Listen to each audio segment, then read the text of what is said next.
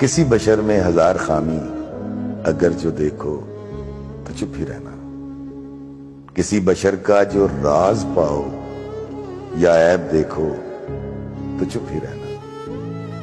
اگر منادی کو لوگ آئیں تمہیں کریدیں تمہیں منائیں تمہاری ہستی کے گیت گائیں تمہیں کہیں کہ بشر میں دیکھی برائیوں کو بیان کر دو تو چپ ہی رہنا. جواز یہ ہے، دلیل یہ ہے، ضعیف لمحوں کی لغزشوں کو، حرام نعتوں کی قربتوں کو، ہماری ساری خباثتوں کو، ہماری ساری حماقتوں کو وہ جانتا ہے، وہ دیکھتا ہے، مگر وہ چپ ہے.